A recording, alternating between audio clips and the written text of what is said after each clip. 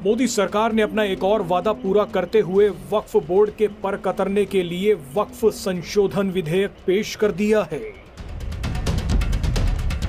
विधेयक पेश होते ही देश के आधे मुस्लिम खुशियां मना रहे हैं तो आधे प्रदर्शन की धमकी दे रहे हैं।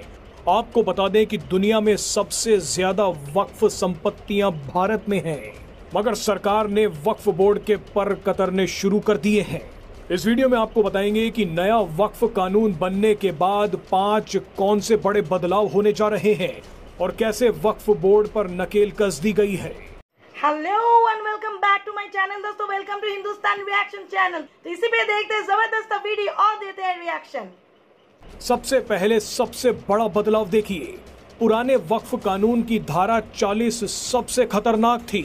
इसके तहत वक्फ बोर्ड किसी भी संपत्ति को, फिर चाहे वो प्राइवेट हो, किसी ट्रस्ट की हो, मठ हो या फिर मंदिर ही क्यों ना हो, वक्फ उसे अपनी संपत्ति घोषित कर सकता था। वक्फ बोर्ड का फैसला अंतिम फैसला माना जाता था। वक्फ बोर्ड के फैसले के खिलाफ किसी कोर्ट में अपील नहीं की जा सकती थी, मगर अब ऐसा नहीं होगा। अब अगर वक्फ बोर्ड किसी संपत्ति पर दावा करता है तो पहले जांच की जाएगी। अगर वक्फ बोर्ड सबूत नहीं दे पाया तो उसका दावा खारिज कर दिया जाएगा। इसके अलावा अगर कोई संपत्ति वक्फ घोषित हुई है तो इसके खिलाफ 90 दिनों के भीतर हाई कोर्ट में अपील करने की इजाजत भी मिल गई है।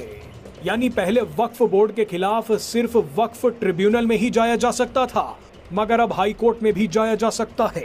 दूसरा बड़ा बदलाव यह है कि जिन लोगों ने हाल ही में धर्म परिवर्तन करके इस्लाम धर्म को अपनाया है, यानी जो लोग पिछले 5 सालों में नए नए मुस्लिम बने हैं, वो लोग अब वक्फ बोर्ड को अपनी संपत्ति दान नहीं कर पाएंगे। पहले कई लोग लालच, डर या धमकी के कारण धर्म परिवर्तन कर लेते थे और उसके बाद अपनी संपत्ति वक्फ को दान कर देते थे, मगर अब ऐसा नहीं होगा। तीसरा बड़ा बदलाव यह है कि अब वक्फ अल औलाद के तहत महिलाओं को भी वक्फ की जमीन में उत्तराधिकारी माना जाएगा। इसका मतलब यह है कि जिस परिवार ने अपनी जमीन वक्फ अल औलाद में दान दे दी है, उस जमीन से होने वाली आमदनी सिर्फ उन परिवारों के पुरुषों को ही नहीं मिलेगी, बल्कि इस आमदनी में अब महिलाओं का भी हिस्सा होगा। नया वक्फ कानून बनने से चौथा बड़ा बदलाव क्या होगा, अब वो देखिए। वक्फ बोर्ड में अब 2 गैर मुस्लिम व्यक्तियों और 2 मुस्लिम महिलाओं को भी जगह दी जाएगी। इसके अलावा वक्फ बोर्ड में नियुक्त किए गए सांसद और पूर्व जजों का भी मुस्लिम होना जरूरी नहीं है।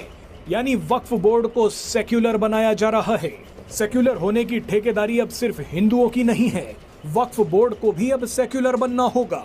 राज्यों के वक्फ बोर्ड में भी अब 2 मुस्लिम महिलाएं और 2 गैर मुस्लिम सदस्य जरूर रखने होंगे।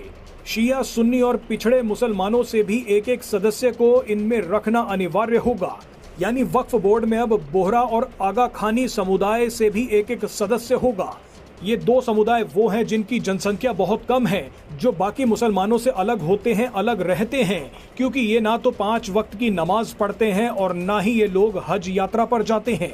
अब आप 5वां बड़ा बदलाव भी देख लीजिए। अब वक्फ में दी गई हर जमीन का ऑनलाइन पोर्टल पर डाटाबेस होगा। वक्फ बोर्ड अब इन संपत्तियों के बारे में किसी बात को छिपा नहीं पाएगा। किसी जमीन को किस व्यक्ति ने दान में दिया है, वो जमीन उसके पास कहां से आई, वक्फ बोर्ड को उससे कितने पैसों की आमदनी होती है, उस संपत्ति की देख रेख करने वाले मुतवल्ली को कितनी तनख्वाह मिलती है, ये सारी जानकारियां ऑनलाइन पोर्टल पर उपलब्ध करानी होंगी। इससे वक्फ बोर्ड के काम करने के तरीकों में पारदर्शिता आएगी।